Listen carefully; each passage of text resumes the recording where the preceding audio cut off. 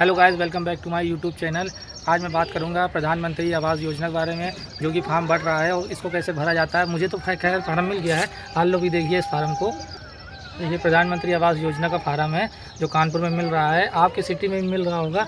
और मैं ये बताता हूँ इस फार्म को कैसे भरा जाता है, कैसे डीडी लगाई जाती है, कैसे आपका पासबुक लगाया जाता है, कैसे फार्म जमा करना है, कैसे फार्म भरना है, और कहाँ से डीडी बनेगी, किस बैंक से बनेगी और किस बैंक में ये डीडी जमा करनी है। तो मैं पूरी जानकारी आपको बताता हूँ कैसे जमा करना है, क्या क्या कागज़ लगेंगे, जो आपको डॉक्यूमेंट्स लगेंगे, वो सब मैं आपको पूरी जानकारी देता हूँ। आप पूरा वीडियो देखे रहिए, बने रहिए। ये फार्म आपका मैं जल्दी जानकारी देता हूँ कैसे क्या भरना है। मैंने पूरा सब कुछ पढ़ लिया है, लेकिन मैं आपको मेन पॉइंट बताता हूँ जो आपको डायरेक्ट मतलब दिक्कत ना हो, डायरेक्ट आप भर लीजिएगा। तो वीडियो शुरू करते हैं। पहला आपको दिया है जो आपके ये कानपुर का फार्म है, जो आपके कानपुर में 4 जगह हैं जहाँ फ्लैट खाली है। पहला फ्लैट है महावीर नगर जो कानपुर में पड़ता है, दूसरा है रामगंगा इंक्लेव, तीसरा है भागीरथी जानवी, चौथा है सकरापुर। ये आपके निजी क्षेत्र अगल बगल के होंगे, उनका ये फार्म भरना है। और इनमें जितने फ्लैट खाली हैं उनकी पूरी लिस्ट दी गई है। जैसे महावीर नगर में 139 फ्लैट खाली हैं, रामगंगा में 20 फ्लैट खाली हैं, भागीरथी जानवी में 34 फ्लैट खाली हैं, सकरापुर में 12 फ्लैट खाली हैं। ऐसे ऐसे आपको फ्लैट की जानकारी और अगल बगल के नगर की जानकारी के लिए जहाँ जहाँ फ्लैट है उसकी जानकारी है पूरी। ठीक है, तो चलते हैं फार्म कैसे भरते हैं। शुरुआत कीजिए। यहाँ पे आपकी फ़ोटो लगेगी, यहाँ पे आपकी फ़ोटो लगेगी। देखिए, इसको मैं फोल्ड कर देता हूँ। पहले यहाँ पे आपकी फ़ोटो लगेगी, उसके बाद आपका फ्लैट आवंटन योजना, मतलब आप किस जगह लेना चाहते हैं। जो चारों में जो विकल्प हैं, मतलब किस जगह में आपके लेना चाहते हैं। जैसे आपके घर के पास कोई भी फ्लैट पड़ता है, कोई भी योजना का फ्लैट पड़ता है, तो जैसे मेरे घर के पास है सकरापुर, तो मैंने सकरापुर में नाम लिख दिया है, सकरापुर भागीरथी। मुझे इस जगह चाहिए क्योंकि ये मेरे घर के पास पड़ता है, तो मुझे इस जगह में फ्लैट चाहिए। ठीक है, मैंने इसको टिक कर दिया, उसमें यहाँ पे नाम लिख दिया, यहाँ पे नाम लिख दिया। उसके बाद आवेदक का नाम, जो आपका नाम है वो लिख दीजिएगा।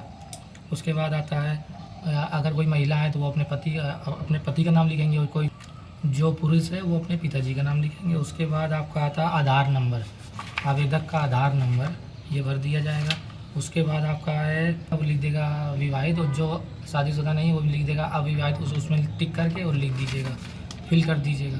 उसके बाद आता है पुरुष महिला में क्या, पुरुष हो तो पुरुष लिख दीजिएगा। उसके बाद धर्म, आप किस धर्म के हो, हिंदू मुस्लिम सिख ईसाई जो भी आप धर्म है, तो उसमें आप हिंदू, जैसे मैं हिंदू हूँ तो मैंने टिक कर दिया हिंदू, और यहाँ पे मुझे लिख दिया हिंदू।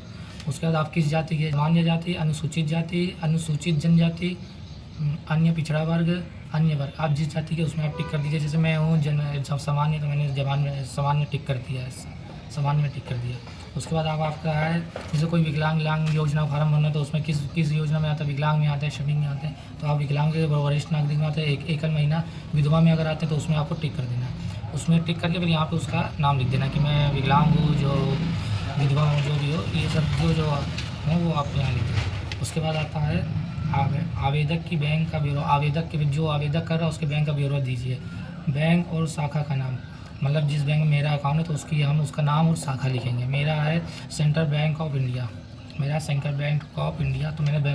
बैंक ऑफ इंडिया लिख दिया।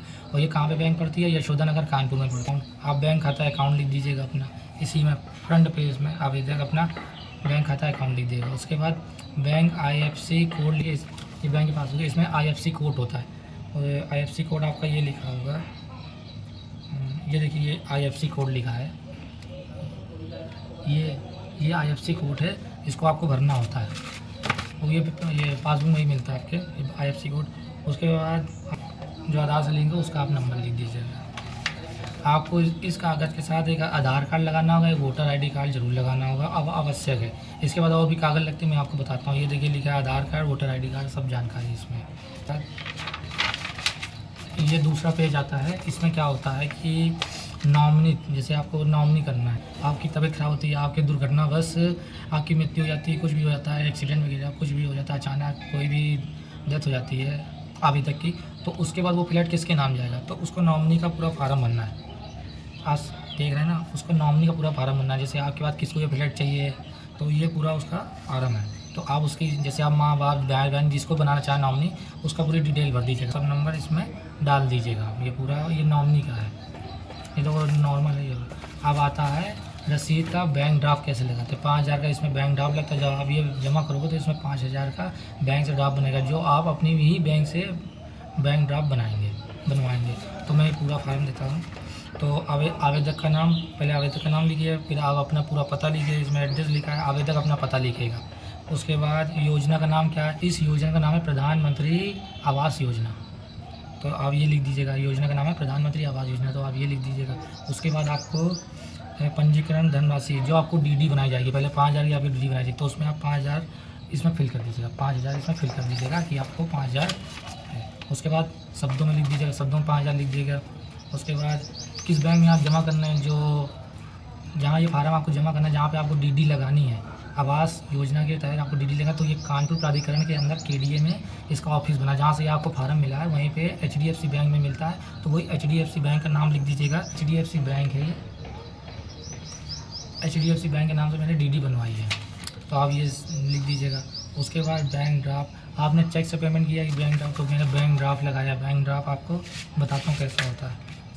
ये आपका बैंक ड्राफ्ट है, ये ऐसा होता है बैंक ड्राफ्ट, जो आप अपने बैंक से बनवाएंगे और इस HDFC बैंक में लगवाएंगे जहाँ से आपको ये फार्म मिला है। ठीक है। उसके बाद ड्राफ्ट निर्गत करने वाले बैंक का नाम, जैसे आपने जहाँ से ये ड्राफ्ट बनवाया अपनी बैंक से, तो उसका आप नाम और पता लिखिएगा। उसके बाद सेम यही पोजीशन आपको यहाँ पे करनी है, सेम यही फार्म सेम आपको यहाँ पे भरना है, जो यहाँ भरेंगे वही सेम आपको यहाँ पे भरना है। उसके बाद नेक्स्ट चलते हैं।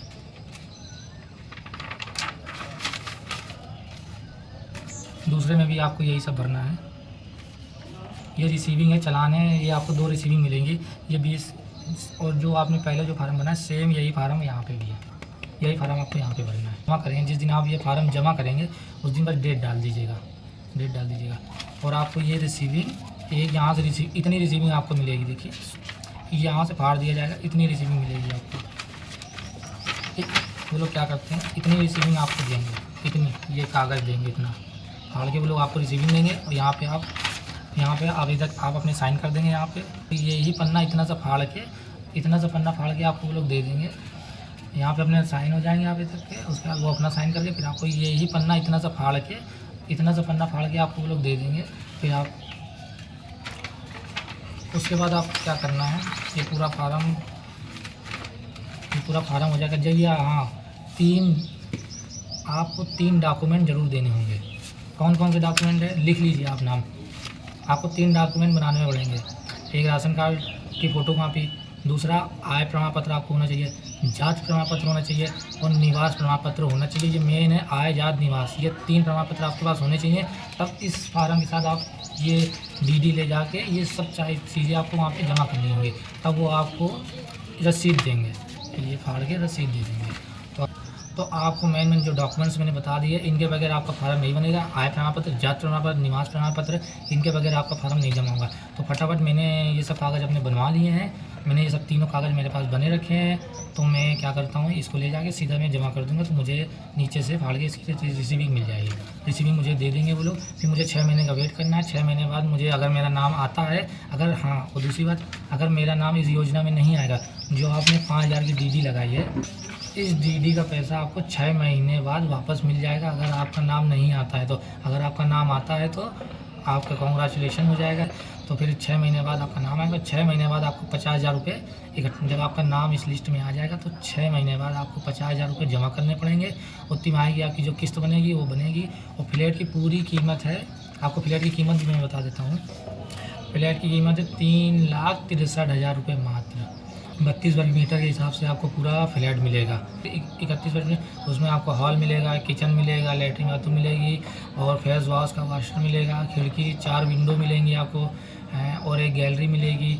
उसके बाद आपको टाइल्स पत्थर वगैरह सबको लगाना, सब कुछ आपको मिलेगा। मैंने एक वीडियो में पूरा फ्लैट का वीडियो बनाया, आप जाइए उसमें देखिए। मेरे प्रधानमंत्री आवास योजना का फ्लैट में मेरा एक वीडियो पूरा ब्लॉग बना हुआ है, वो पूरा ध्यान से देखिएगा, आपको फ्लैट की पूरी जानकारी मिल जाएगी। तो ये कैसे फार्म बनना है आपको बता दिया। 3,63,000 की कॉलोनी है, जिसमें से सब्सिडी प्रधानमंत्री जिसमें से 1.5 लाख रुपए दे रहे हैं। राज्य सरकार आपकी 1 लाख रुपए दे रही है, 2.5 लाख रुपए आपको सब्सिडी मिल रहे हैं। उसको पूरा मिला के आपको माइनस करके आपको 3,63,000 रुपये आपको देने हैं, किस्तें भरनी है। जो भी आपकी किस्त बने 3 महीने में जो भी आपको बढ़े, पहले तो जब 6 महीने बाद आपका नाम आएगा तो उसमें 50,000 भरने पड़ेंगे, साथ में मुक्त राशि आपको जमा करनी पड़ेगी। उसके बाद क्या होगा, उसके बाद आपकी किस्त बनेगी, जो भी वो 3 महीने में जो भी आपकी किस्त बनवाए तो आप उसको हर महीने जमा करते रहिएगा। वो भी कहाँ पे, HDFC बैंक में ही जमा होगी जहाँ से फार्म होगा। तो इसका फार्म मिल चुका है, इसकी लास्ट डेट है 22-23 अप्रैल इसकी लास्ट डेट है फार्म मिलने की। आइए मेरा पूरा फार्म भर गया, मैं जमा कर लूँगा। लास्ट डेट के पहले 24 अप्रैल को ही लास्ट डेट है फार्म जमा करने की। आज टाइम हो गया, मैं आज जमा करने जा रहा हूँ, तो मैंने सोचा आपको सब बता दूँ। आप बस 3 डॉक्यूमेंट जरूर लीजिएगा, आय, जात, निवास। ये 3 डॉक्यूमेंट आपको प्रमाण पत्र बनवाने, आय, जात, निवास प्रमाण पत्र। तो मैंने आपको पूरी जानकारी दे दी, कैसे फार्म भरना है, कहाँ पे मिलेगा, कैसे क्या जमा करना है। ये नगर निगम ऑफिस में मिलेगा, कारण जो आपके शहर में भी नगर निगम होता है। हर शहर में, जैसे मैं कानपुर का, तो मुझे कानपुर नगर निगम ऑफिस में ये फार्म मिलेगा। जैसे आप लखनऊ के, वहाँ भी नगर निगम में का फार्म मिलेगा।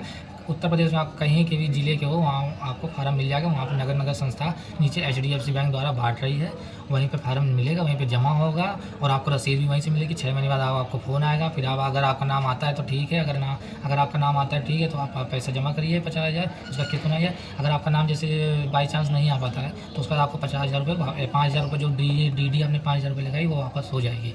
तो आप टेंशन मत लीजिए, जल्दी जल्दी फार्म भरिए। दोस्तों, अगर आपको कोई भी दिक्कत हो रही है इस फार्म भरने में तो आप कमेंट कर सकते हैं, तो मैं आपको फार्म भरवा दूंगा, मैं आपकी मदद कर दूंगा। पूरा फार्म बहुत जल्दी, बस 1 मिनट के अंदर मैं आपको ये पूरा फार्म भरा दूंगा, तो आपकी मदद हो जाएगी। आप जल्दी जल्दी जमा कर दीजिएगा। तो दोस्तों, मिलते हैं नेक्स्ट वीडियो में। लाइक और सब्सक्राइब ज़रूर कीजिएगा, आप लोग का प्यार ही मुझे आगे बढ़ाएगा। तो प्लीज़ दोस्तों, सब्सक्राइब ज़रूर कीजिएगा। धन्यवाद दोस्तों, बाय बाय।